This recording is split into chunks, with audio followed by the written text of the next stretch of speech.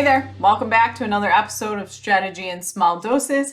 Today I want to give you a quick little exercise that you can do very easily. So grab your pen and paper. You're going to want to take notes through this one to really start honing in on that dreamy, ideal, amazing client so that you can start attracting more of them, right? A lot of people in the coaching industry talk about niching down. And this could be where you work specifically with a industry or certain demographics, but I'm talking about finding those ideal clients inside of that niche, that demographic. So for example, you could say I like to work with moms in the between the age of 30 and 55 who have children that are kind of middle age, like middle school age, and they're in the health and wellness industry. Okay, that's a very specific niche. But here's the thing, every mom between the age of 30 and 50 with kids that is in the health and wellness industry is not a dream client for you, right? Dream clients are the ones that get the best results, are the ones that show up with questions, are the ones that are become basically like biz besties or your good friends, right? That you can relate to on so many levels.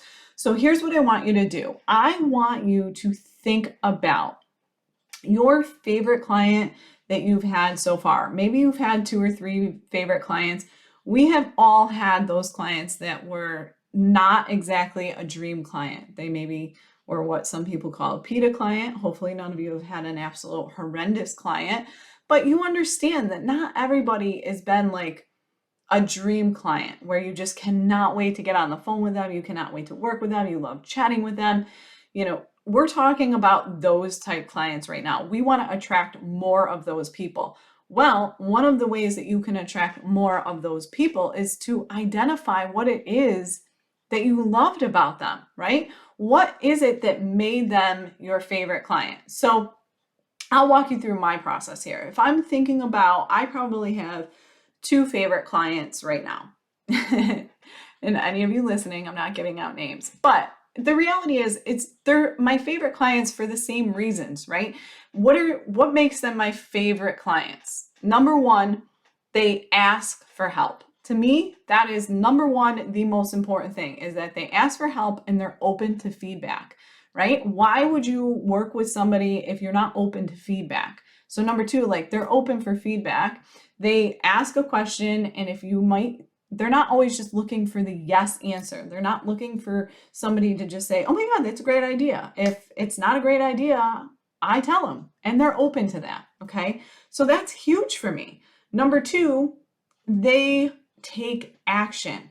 They don't come with excuses every week to their calls. They ask for help, they get feedback, and then they take action. And within usually a day or so, I've got something to review that they've taken action on. That's what helps see results in my world. You know, when I'm working with clients to create a strategy for growth, you got to take action. I don't want to get on the phone and just talk, okay?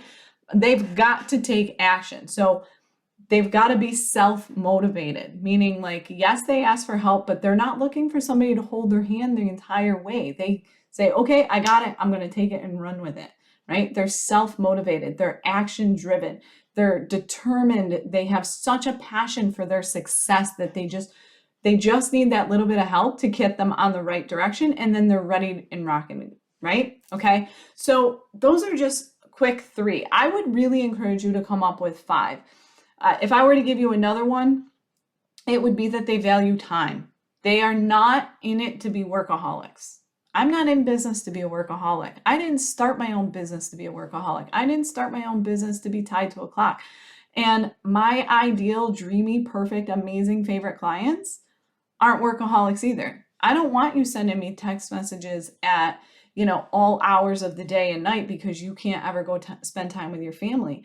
If not spending time with your family, if not enjoying life, like I want to work with people that have a passion to live life. We all know how I feel about living life and enjoying life while you're here on this planet and you have the ability to do so. Make memories, create experiences, my clients, ideal favorite clients, value that as well, right? They value time, they value experience, they value making memories, whether it's with their family, friends, it doesn't matter. But they are not 100% glued to their computer. It doesn't mean that they're not passionate about what their business. We all are. We all are so passionate that we want to work all the time. But we also recognize that part of the reason we're doing this is to create those experiences and to have that freedom. Okay. So those are some things. That's what I'm talking about, right? So now when you're talking about attracting dream clients, you can start using that in your language. So yes, you work with moms that have middle-aged children that are action driven, that have a passion to create more experiences for their family. Do you see the difference than just saying I work with moms with middle school age children that are in the health and wellness industry? Like, okay, great. That's a lot of people, right? But we all know that like personalities play a huge role in this.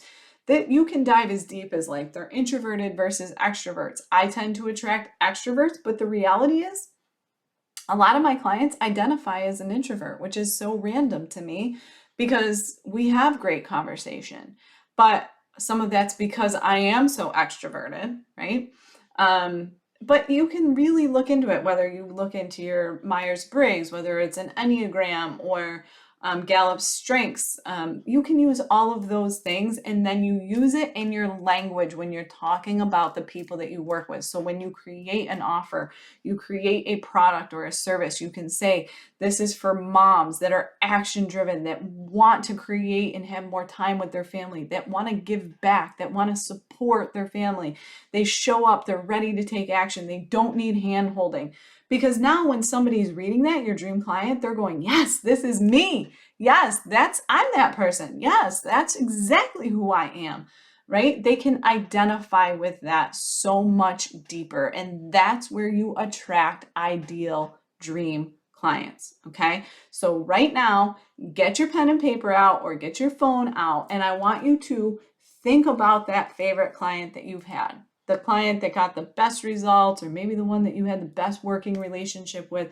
And I want you to write down the traits, the qualities, the personality type that made them so dreamy to work with, right?